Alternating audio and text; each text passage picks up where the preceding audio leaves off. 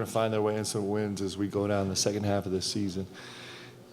So congratulations to them, and I'm really proud of our guys. I felt like they responded in a brilliant way to some of the things that we're trying to do. I was really, really proud of our guys, and so I'll take questions. Mark, just the defensive performance in general, what do you think of that? And then also having Lamont back and how he kind of ties into all of that. Yep. I thought our guys were really focused for the most part. We had some lapses. We can get much better, but they bought into being a little bit more disruptive, a little bit more aggressive at the point of attack. Our rotations were okay-ish in a growing process. I thought our bigs were pretty diligent in their assignments. They had complicated assignments tonight. Their job description was pretty lengthy tonight, and I thought they were terrific. It certainly helps having Lamont back. But the defensive star of the game, no doubt, like no question asked, is I mean, this Kobe Bryant was unbelievable tonight. He was incredible on the defensive end, and his gaps were incredible. His digs were incredible. We were bringing a third defender to ball screens to cover the short roll. He was unbelievable at that. His ball pressure was great. It was smart. It wasn't belligerent, just kind of like, well, fine, I'm going to, just pick up 94 feet. It was really smart and intelligent. I can't be more proud of him. We had a chance to talk a couple of days ago just about the challenge that's ahead of us. And he's had his best 2 days of practice. The last 2 days on the defensive end, and I thought it carried into the game, and I thought he was brilliant. And when you do that, you end up playing great. I mean, he's 6 assists, 0 turnovers. By the end of the game, he's throwing no-look passes, right? And he was really forceful downhill. So all of that stuff was an add-on to him being so good defensively. I thought he was exceptional, and it very much helped us having Lamont back, just his presence. He's kind of, we just taped him up and rolled him out there, but his presence certainly helped us for sure. Coach, of course, you guys missed having Lamont, but Coach Paris talked about it, got people back in their normal roles, and then when Lamont came out, Jackson slid over to the point guard again. Yeah. How important was these last few weeks to see what some other guys were capable of and getting more comfortable in roles that maybe needed in later? Yeah, it's certainly we have a real comfort level with Jackson at the point now that we didn't have before, because he's been there 40 minutes a game for the last 4 games, right? But and so that helps us. It gives us a little bit. It gives us a little bit more leeway in kind of how we work the rotation. I just like to get those two guys healthy. So it's nice to have them on the floor. That's step one. Can we get them on the floor healthy? It'd be beautiful.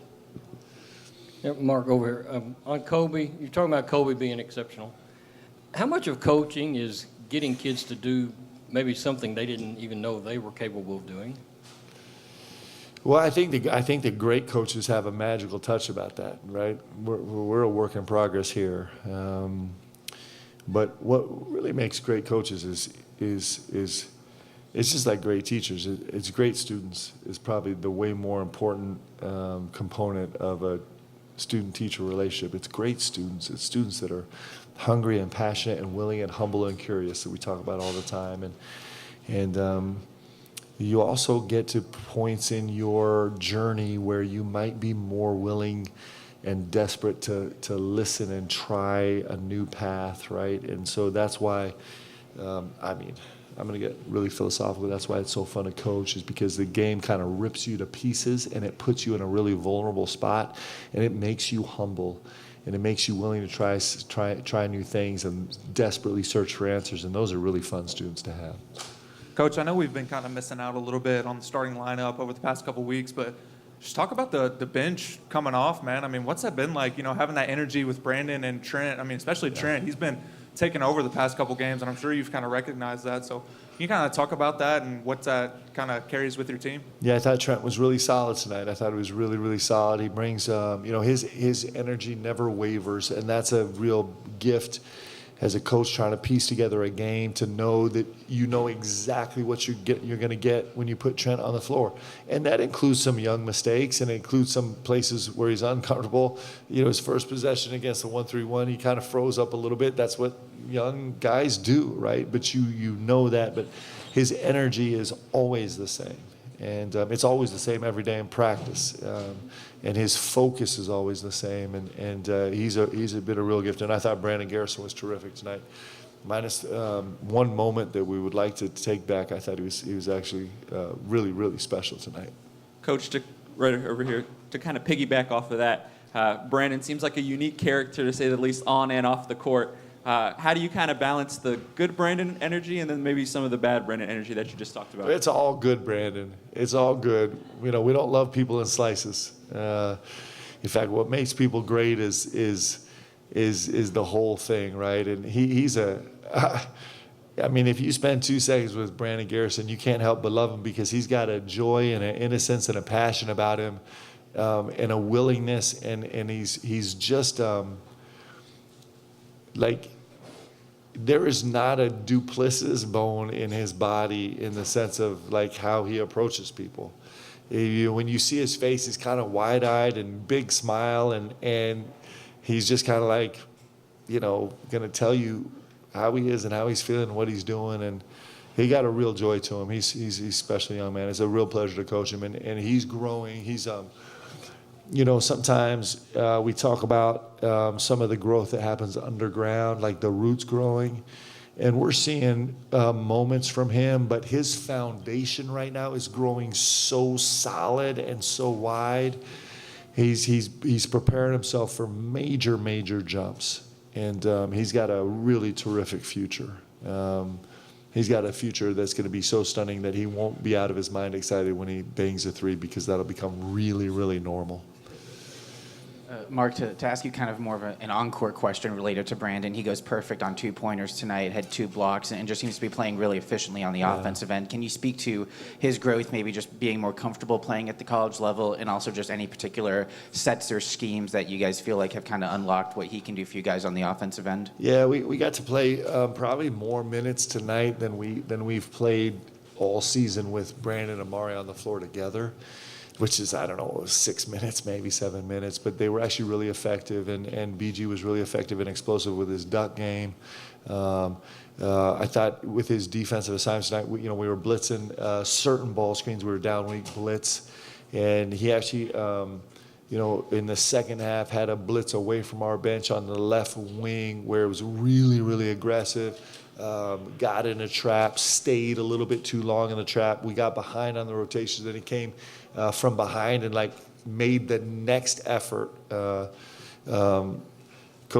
Mikael McLean is just in his own beautiful way stressing our guys on multiple efforts through the rebound, and he made a multiple effort play and came from behind and blocked a shot that was really important for us, an important moment of the game. But he's starting to understand how to string together efforts in the same play, and that's pretty exciting for us. He's been elite. I don't actually know what his numbers were tonight. I mean, he's a 1-0 tonight, but he's got a real flavor for passing out of all of our actions, and he's pretty disciplined about it. For him to be a 0 turnover guy, as much as he handled the ball, is really special. He was much better with his rolls tonight. Sometimes he starts floating around, but he rolled hard tonight, and guys found him. He was terrific.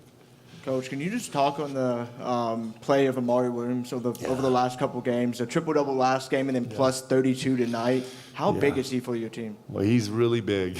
He's really big. We, at one point with, 4 minutes left, my staff is yelling at me, we got to get Lamont out. We got to get Jackson out. And so that leaves us with 0 point guards on the floor now. So it was like, nope, we got Amari. Just put the ball in his hands and let him kind of run it. And he's, we've asked so much out of him, and he just keeps delivering. I thought he was really terrific tonight. He's still an even 1-to-1 assist to turnover ratio tonight, right? And he comes off a 10-3 game, and he didn't shoot it as well as he did the other night, but he still was really, really effective and impactful. I thought the best thing he did tonight was he rolled hard and he actually caught balls.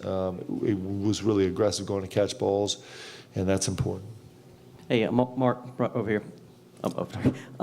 I know, for people who don't maybe dive deep into the numbers, they just look at South Carolina's record, especially in the SEC, and they're like, well, this is a game that you should have won. But I know you talk so much about being grateful and not taking things for granted. How much does this mean just to get back in the win column and to do it, so decisively? It means a lot. This is really important to us. Every game is the biggest game we've ever played. But as you go through the course of the season, this is really important for us. It was important in a lot of ways. You know, I woke up at 3 o'clock in the morning, you know, after sleeping for 2 hours and couldn't go back to sleep because I really genuinely didn't know if I was going to walk into the gym and have no Lamont and no Jackson and no Kerr, right? And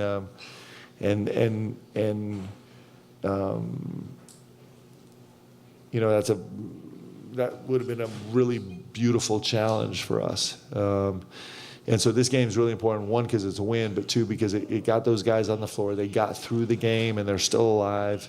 And every day we can get them where they can, you know, be a little healthier is a bonus. So that's probably one of the best parts of the game. But the fact that we could do it with a win and is really, really important. It's the fact that Lamont can get on the floor. I'm going to tease Lamont about his first layup at the rim. Did you guys remember that? It was really shaky, but that's what happens when you haven't dribbled the ball for 2 weeks, right? And but he was terrific. He got better and better. But you know, having him a couple game reps, we know how potent he is, and he's going to learn how to do it a different way. He's wearing a brace. You know, it's like a tank on his shoulder, but it's really nice to have him back. So it was important for a whole bunch of reasons. And this South Carolina team is really good. I mean, they lost to Auburn by 2. They were up 5 against Florida with 1 minute left. I mean, you know, they've been competitive in every single game. It's a good team with really talented players. So there's no easy games in this league. This is certainly not one of them. And so we're really happy to get a win and for all of those reasons. Okay, thanks.